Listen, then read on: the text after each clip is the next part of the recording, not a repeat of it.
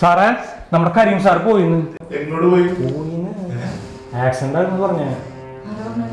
ആളുടെ ശിങ്കിടി ശശിയില്ലേ, അവനെന്നെ വിളിച്ചു പറഞ്ഞ കാര്യങ്ങൾ. നീ ഡീറ്റെയിൽസ് പറ. ഡീറ്റെയിൽസ് മുഴുവൻ ക്ലിയർ ആയിട്ട് കേട്ടില്ല എനിക്ക്. ആശുപത്രിയിൽ കൊണ്ടുപോയെന്ന് പറഞ്ഞേക്കോ. നല്ലൊരു മനുഷ്യനായിരുന്നു. ഓ പിന്നെ അത്ര വലിയ നല്ല മനുഷ്യനൊന്നും ആയിരുന്നല്ലോ. ഒരാൾ മരിച്ചു കിടക്കുമ്പോ അങ്ങനെയൊക്കെ പറയണമെന്നാ. ഷെയർ ഇടണോണ്ടാ. വൈകുന്നേരത്തെ ഷെയർ അല്ല, റീത്ത് വാങ്ങിക്കാൻ. താരാതെ എച്ചിക്കണക്ക് പറയലേ ഈ സമയത്ത് നീ. ഞാൻ പറയുന്നത് കുറ്റം. എച്ചി കണക്കിന്റെ ഉസ്താദനായി തട്ടി പോയി. ഒന്ന് നിർത്തോ നിങ്ങള്. ആദ്യം നമുക്ക് സാറിന്റെ വീട്ടിലേക്ക് പോണ കാര്യം തീരുമാനിക്കാം. എടോ, താനവിടെ റീത്ത് വിളിച്ചു പറ, ഞങ്ങൾ പോണ വഴിക്ക് എടുത്തോളൂ കേട്ടോ.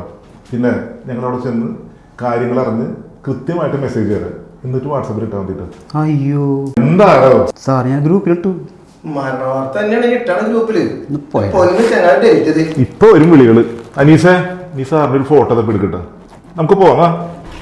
സാറേ ഇത് മതി നോക്കിയാ, ഇത് ഫോട്ടോ. എന്തെടേ ഇത് മൂക്കിന്റെ തുള കാണാൻ സെൽഫി കിട്ടിയുള്ളൂ? ആളെ ഫേസ്ബുക്കിൽ മുഴുവൻ ഈ സാധനങ്ങളെ ഞാൻ തിരിയാനാ. ആ ഫയലിൽ എങ്ങനെ നോക്കാൻ പറയുള്ളൂ. ഇതിപ്പോ അയൽവക്കാരും അറിഞ്ഞില്ലാന്നുണ്ടാ. സാറിന്റെ ഒരു സ്വഭാവം വെച്ചിട്ട് ഒരു പട്ടിക്കുട്ടി പോലും തിരിഞ്ഞോക്കാൻ സാധ്യതയൊന്നുമില്ല. ഒന്നും മിണ്ടാണ്ട് വന്നെങ്കിൽ പണ്ടേ കൊണ്ടായിരുന്നു. അല്ലാതെ എന്താ കട്ടുമ്പോ കിടത്തേക്കണേ, നിലത്തിറക്കി കിടക്കണ്ടേ? ഇവിടുത്തെ ചടങ്ങ് ചിലപ്പോൾ ഇങ്ങനെയാവുന്നേ. നമുക്ക് തിരക്കാവുന്നതിന് മുമ്പ് റീത്ത് വയ്ക്കാം. അനീസ, ഈ ഒരു ഫോട്ടോ എടുത്ത്. എടാ നീ സെൽഫി എടുക്കണേ, നേരെ എടുക്ക്. എന്നെ കിട്ടണ്ടേ? അത് ഞങ്ങൾ എടുത്തു തരാം, നീ ഇപ്പൊ എടുക്കരുത്. ശരി. ചിരിക്കല്ലടാ. ഓ സോറി ഡെസിലെ പോയതാ. Okay ready. അയ്യോ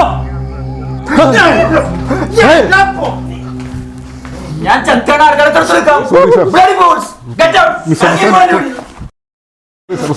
ഒരു മിസ്അണ്ടർസ്റ്റാൻഡിങ്. ഓ ശരിക്കും ചത്താലും വരില്ല ഞാൻ.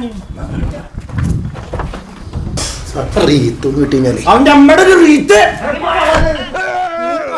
പേരനോടെ ശശിന്ന് തഴുത്തിട്ട് കാര്യം പറ. നീയല്ലേ പറഞ്ഞ കരീം സാർ മരിച്ചു? മരിച്ചെന്നോ? ദേ അനാവശ്യം പറയരുത്. അപ്പൊ നീ പിന്നെ ഒരു ഫോണിൽ പറഞ്ഞ നേരത്തെ സാറിന് ഒരു ആക്സിഡന്റ് പറ്റി ഹോസ്പിറ്റലിൽ കൊണ്ട് തിരിച്ചു കൊണ്ടുവന്നാണ് ഞാൻ പറഞ്ഞത്. മോനെ നിന്നെക്കടാ ശശിന്ന് പേരുണ്ടേ.